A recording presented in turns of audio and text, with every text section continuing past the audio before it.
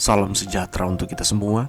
Pelajaran sekolah sahabat dengan tema utama Surat Efesus, pelajaran ke-14, Efesus dalam hati. Kamis 28 September. Kita adalah penerima dan pemberi kasih karunia. Sewaktu Anda membaca Efesus 5, renungkanlah bagaimana Paulus meminta kita untuk menghidupkan Injil di dalam hubungan kita dengan orang lain. Manakah dari nasihatnya yang sangat berarti bagi Anda? Jika Anda membaca Efesus 5 pada bagian awal, Anda mungkin kehilangan kekuatan penuh dari tema penting. Jadi mulailah dengan Efesus 4 ayat 32, di mana Paulus mengatakan kepada orang-orang Efesus untuk ramah seorang terhadap yang lain, penuh kasih mesra dan saling mengampuni. Sebagai orang percaya, kita dipanggil untuk memberikan contoh dari perilaku kita terhadap orang lain tentang pengampunan dan kasih karunia Allah terhadap kita. Kita harus meniru Tuhan. Paulus membandingkan gaya hidup meniru kasih Allah ini dengan gaya hidup orang-orang kafir. Alih-alih menghargai orang lain sebagai saudara laki-laki atau perempuan dalam keluarga Allah, manusia terlalu sering menggunakan orang lain untuk kesenangan seksual mereka sendiri dan kemudian bermegah diri atas hal itu.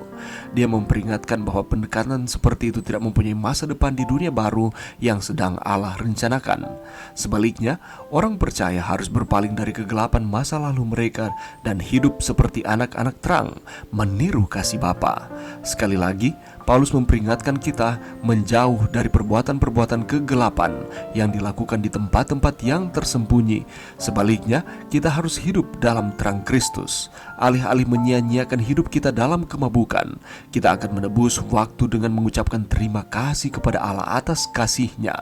Paulus memperluas temanya tentang meniru kasih Allah saat ia menasihati suami dan istri Kristen. Kasih Kristus yang mengorbankan diri bagi gereja menjadi teladan bagi suami-suami Kristen, sementara kesetiaan gereja kepada Kristus menjadi teladan bagi istri-istri Kristen. Daripada menggunakan karunia seksualitas manusia dengan cara yang tidak sopan dan egois, suami dan istri Kristen berfokus untuk saling menghargai satu sama lain, menjadi satu daging. Jadilah peniru Allah seperti anak-anak yang kekasih. Dengan kasih karunia Allah, Anda dipanggil hari ini untuk menghidupkan nasihat itu dalam hubungan Anda dengan orang lain. Bagaimanakah Efesus 5 ayat 2 yang memberitahu kita untuk berjalan dalam kasih, membantu kita memahami apa yang Paulus maksudkan dalam Efesus 5 ayat 1 tentang menjadi penurut Allah? Pelajaran yang bisa kita dapatkan pada saat ini, kalau kita membaca di dalam Efesus pasal 5 ayat 8, di sana mengatakan seperti ini. Memang dahulu kamu adalah kegelapan, tetapi sekarang kamu adalah terang di dalam Tuhan. Firman Tuhan menegaskan bahwa siapa yang ada di dalam Kristus, ia adalah ciptaan baru. Yang lama sudah berlalu, sesungguhnya yang baru sudah datang. Di dalam 2 Korintus 5 ayat 17, sebagai ciptaan baru berarti kita telah menanggalkan manusia lama kita dan hidup mengenakan manusia baru. Mengapa demikian? Sebab Tuhan sudah memindahkan kita dari kegelapan kepada terangnya yang ajaib. Jadi, kita tidak lagi berada di dalam kegelapan, melainkan di dalam terang Tuhan. Status kita pun berubah menjadi anak-anak terang yang hanya berbuah kebaikan dan keadilan dan kebenaran. Hidup sebagai anak terang berarti kita tidak lagi turut mengambil bagian dalam perbuatan-perbuatan kegelapan yang tidak berbuahkan apa-apa, tetapi sebaliknya telanjangilah perbuatan-perbuatan itu. Efesus 5 ayatnya yang ke-11 mengatakan, dengan kata lain, kita tidak lagi hidup berkompromi dengan dosa. Kita tidak lagi hidup menurut keinginan daging ataupun menurut pikiran kita sendiri terlepas dari tuntunan Tuhan. Karena kita tidak boleh melupakan bahwa dunia ini sementara dipenuhi kegelapan yang hanya bisa dikalahkan oleh terang. Kegelapan tidak dapat mengalahkan terang, tetapi terang dapat mengalahkan kegelapan. Ketika kita menyalakan sebuah lampu atau obor di tempat yang gelap, seketika itu juga kegelapan akan sirna.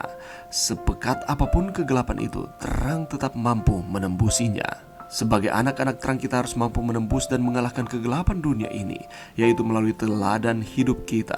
Sebab keteladanan itu jauh lebih dahsyat dari kekuatan perkataan.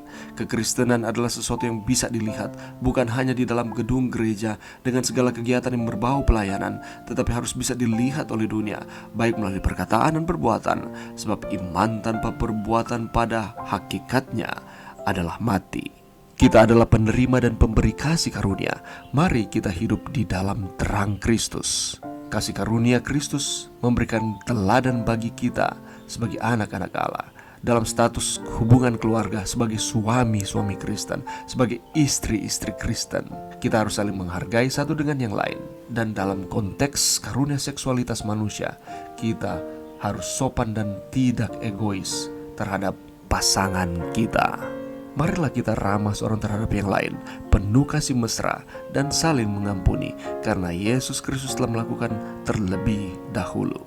Marilah kita menjadi peniru Allah seperti anak-anak yang kekasih. Dengan kasih karunia Allah, kita dipanggil pada hari ini untuk menghidupkan nasihat-nasihat ini dalam hubungan kita satu dengan yang lain.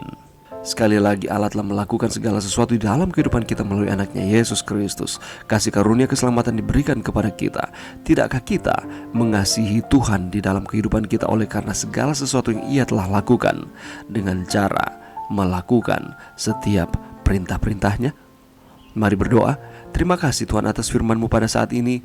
Bantu kami Tuhan untuk kami menghargai kasih karunia yang Tuhan sudah berikan, karena Allah telah melakukan segala sesuatu di dalam kehidupan kami untuk keselamatan kami. Bantu kami untuk mempraktikkan akan nasihat-nasihat yang disampaikan di dalam pelajaran kami pada hari ini.